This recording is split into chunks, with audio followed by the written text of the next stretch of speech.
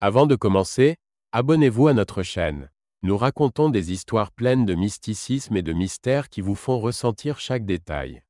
Soutenez-nous pour continuer à partager ces histoires incroyables avec vous. Le soleil inondait généreusement le village de Moaké de sa lumière dorée et tout ce qui l'entourait semblait vivant.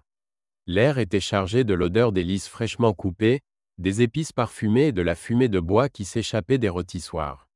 Les rires et les voix joyeuses se mêlent au rythme des tambours et emplissent toutes les rues. Ava et Juma, un jeune couple, se tenaient au centre de cette atmosphère de bonheur. Leurs yeux brillaient d'amour et leurs visages rayonnaient de joie. Leur tenue, des couleurs vives et riches, agrémentées de fils d'or et d'argent, soulignait leur statut et attirait les regards. Mais parmi les nombreux cadeaux que les jeunes mariés ont reçus, il y en a un qui semble attirer toute l'attention.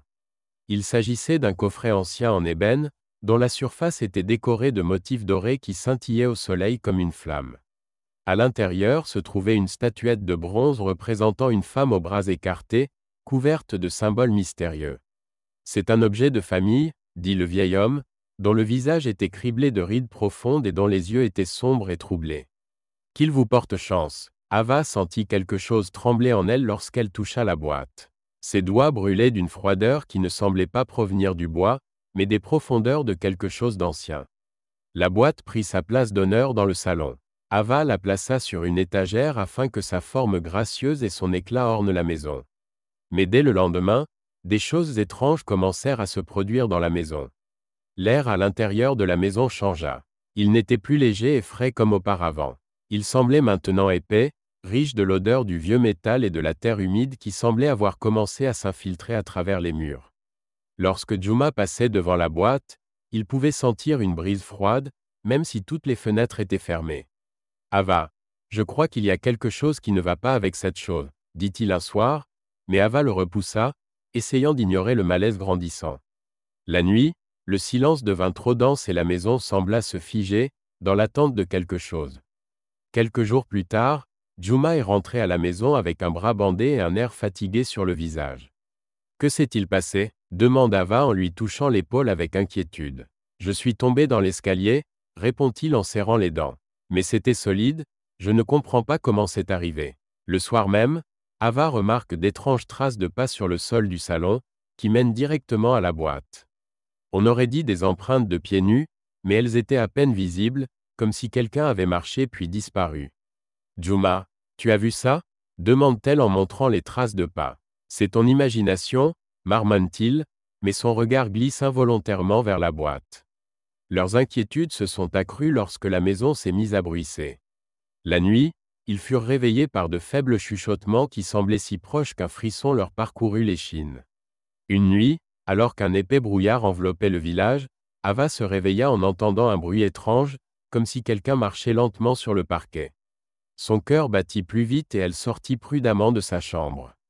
Une seule bougie brûlait dans le salon, sa lumière était faible, mais suffisante pour éclairer la boîte ouverte. La statuette qui se trouvait à l'intérieur gisait sur le sol. L'air est froid, sans l'humidité et le métal, et une ombre sombre se dessine dans un coin de la pièce.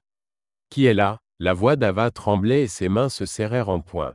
L'ombre bougea lentement et une voix à peine audible résonna dans la pièce. « Rendez-moi. » Les jambes d'Ava se dérobent et elle manque de tomber à la renverse. Le lendemain matin, Ava alla voir l'ancien du village.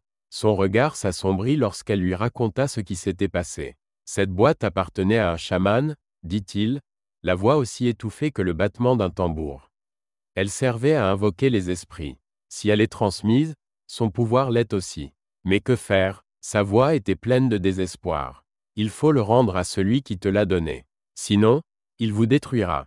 Rassemblant leur courage, Ava et Juma se rendirent chez le vieil homme qui leur avait donné la boîte.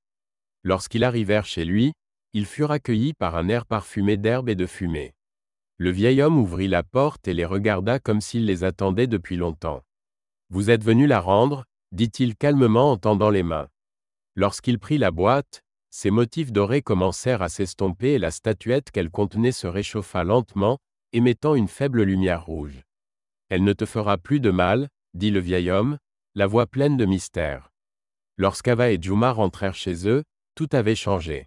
L'air était redevenu léger, frais, imprégné du parfum des arbres et des fleurs.